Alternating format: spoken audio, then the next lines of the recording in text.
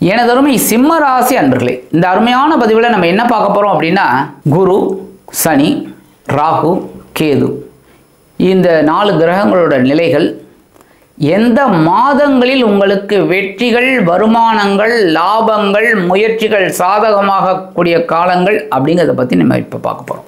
First of all, குரு பகவான் லாபஸ்தானமாகிய 11ஆம் இடத்துல இருக்கார். அற்புதம்.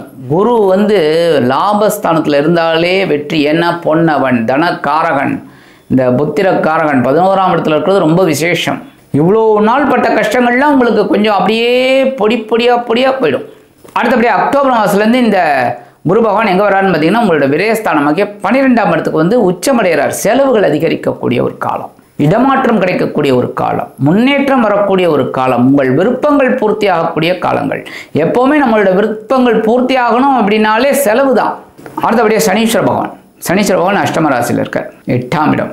8ஆம் இடத்துல சனீஸ்வர பகவான் இருந்தால் அஷ்டம சனி எல்லாருக்குமே தெரியும்.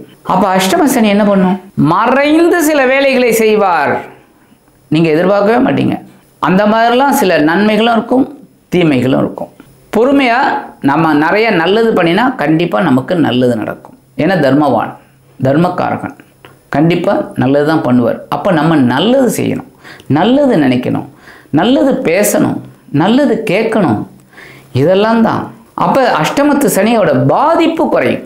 அடுத்தபடியாக ராகு பகவான் களத்திரஸ்தானமாக 7ஆம் இடத்துல இருக்கார். பரவாயில்லை, 7ஆம் இடத்துல இருந்தாலும் குருவோட பார்வையை வாங்குறார். 9ஆம் பார்வையை வாங்கிறதுனால அக்டோபர் மாதத்துக்குள்ளே கல்யாணமாகாத குழந்தைகளுக்கு கல்யாண யோகம் உண்டாயிடும்.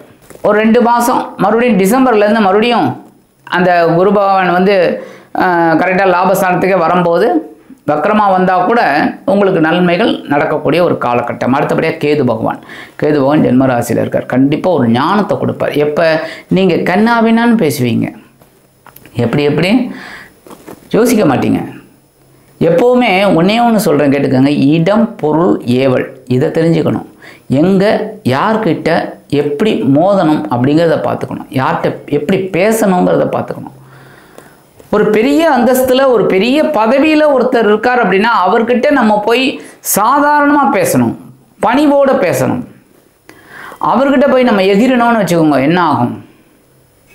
நம்ம கதை தான் கந்தல். அதுதான் இப்போ சிம்மராசிக்காரர்களுக்கு ஓடின்னு இருக்கு. ஜீவனஸ்தானத்தில் குரு வந்தோடனே உங்களுக்கு சில வேலைகள் காமிச்சார். நீங்கள் கொஞ்சம் சில பேர் உஷாராயிட்டீங்க, சில பேர் மாட்டிக்கிட்டீங்க. இப்போ பரவாயில்லைங்கிற மாதிரி. ஆனால் யார்ட்டையும் ஏமாறாதீங்க, கவனமாக இருங்க.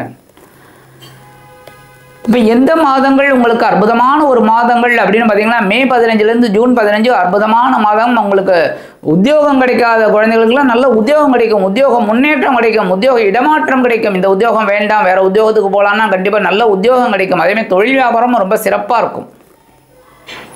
அடுத்தபடியாக ஜூன் 15லேருந்து ஜூலை 15 ஆனி மாதம் அற்புதமான ஒரு லாபங்கள் குவிக்கக்கூடிய ஒரு மாதம். நீங்கள் தொட்டதெல்லாம் பொன்னாகும். எல்லா விஷயத்திலையும் இந்த நேரத்தில் உங்களுக்கு பொன் பொருள், ஆடை ஆபரண சேர்க்கை கிடைக்கும், உத்தியோகம் கிடைக்கும், தொழில் வியாபாரம் நல்லபடியாக அமையும், லாபம்தான். குடும்பத்தில் சண்டை சச்சரவு கண்டிப்பாக குறையும், சந்தோஷம் இருக்கும். செப்டம்பர் 15லேருந்து அக்டோபர் 15 வரைக்கும் கண்டிப்பாக உங்களுக்கு ஒரு வருமானம் வரும். அது எதிர்பார்த்த வருமானம் அல்லது எதிர்பாராத வருமானம் வரத்துக்கு வாய்ப்பு இருக்குது. திடீர்னு ஏதோ ஒரு வருமானம் வரும். எதிர்பார்த்த வருமானம் அப்படின்னா, நீங்கள் எப்போவோ வேலை செஞ்சதுக்கெல்லாம் அரியர்ஸ் அப்படியே பெண்டிங்கில் இருக்கும். அந்த பெண்டிங்லாம் இப்போ உங்களுக்கு ஒர்க் அவுட் ஆகும், வருமானம் வரும். ஏதாவது ஒரு வகையில் நீங்கள் எந்த வேலைகள்லாம் செய்கிறீங்களோ அதுக்குண்டான ஒரு வருமானம் வந்துகிட்டே இருக்கும். ஏதாவது ஒன்று சாதாரணமாக தொட்டால் கூட அது சாதாரணமாக வருமானத்தை கொண்டு வந்து கொடுக்கும். அக்டோபர் 15லேருந்து நவம்பர் 15 எடுக்கிற முயற்சிகளில் கவனமாக இருங்க. உங்களோட முயற்சிகளில் கவனமாக இருக்கணும். ஒவ்வொரு விஷயத்துலையும், உத்தியோகமாக இருக்கட்டும், தொழில் வியாபாரமாக இருக்கட்டும், பேசுகிற வார்த்தையாக இருக்கட்டும், இல்லை வாகன பயணமாக இருக்கட்டும், ஏதாக இருந்தாலுமே கொஞ்சம் சின்சியராக கவனமாக இருந்தால் ரொம்ப விசேஷம். அடுத்தபடியாக ஜனவரி 15லேருந்து பிப்ரவரி 15 டாப் மோஸ்ட் மாதம், அற்புதமான ஒரு மாதம். உத்தராயணம் ஆரம்பிச்சிடுறது, அற்புதமான ஒரு மாதம். நீங்கள் உத்தியோகத்தில் நீங்கள் வைக்கிறது தான் சட்டங்கிற மாதிரி இருக்கும். சக நண்பர்கள்லாம் அப்படியே அரண்டு போயிடுவாங்க, அவ்வளோ பவர்ஃபுல்லாக உங்களுக்கு இருக்கும். அதேமாரி புதுசாக வேலை தேடுற குழந்தைங்களுக்கு நல்ல வேலை வாய்ப்பு, தொழில், வியாபாரம் ரொம்ப அற்புதமாக இருக்கும். இந்த நேரத்தில் எவ்வளவோ வரன் பார்த்துட்டோம், ஒரு வரன் அமையல, திருமண யோகமே கை கூடலைன்னா கண்டிப்பாக ஆகிடும். இந்த மாதம் டக்குன்னு லக்ன பத்திரிகை எழுதிடுவீங்க.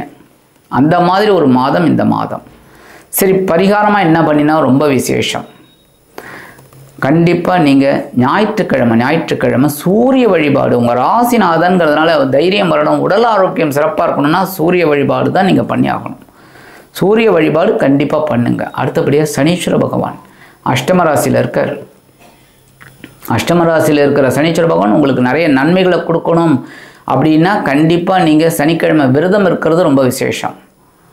முடியலையா, பக்கத்தில் கோயிலுக்கு போயிட்டு எழுதீபம் ஏற்றுங்கோ, சனி பகவான் காயத்ரி சொல்லுங்க, மனசார உட்காந்துட்டு தியானம் பண்ணுங்க. ஒரு 11 தடவை, 27 தடவை, 54 தடவை, 108 தடவை உங்களால் முடிஞ்சது சொல்லுங்க. ஓம் காகத் வஜாய வித்மகே கட்க ஹஸ்தாய தீமகி தன்னோ மந்த பிரச்சோதயாத். அற்புதமான ஒரு ஸ்லோகம். இதை சொல்ல சொல்ல சொல்ல உங்களுக்கு அற்புதமான மாதங்களாக இந்த மாதங்கள் கண்டிப்பாக அமையும் என்று கூறி விடைபெறுகிறேன். நன்றி, வணக்கம். மீண்டும் ஒரு அருமையான பதிவில் நான் உங்களை மனமகிழ்ச்சியோடு சந்திக்கிறேன். வாழ்த்துக்கள், வாழ்க வளமுடன். இந்த சேனல் உங்களுக்கு பிடிச்சிருந்தா மறக்காம சப்ஸ்கிரைப் பண்ணுங்க, ஷேர் பண்ணுங்க, லைக் பண்ணுங்க, கமெண்ட் பண்ணுங்க.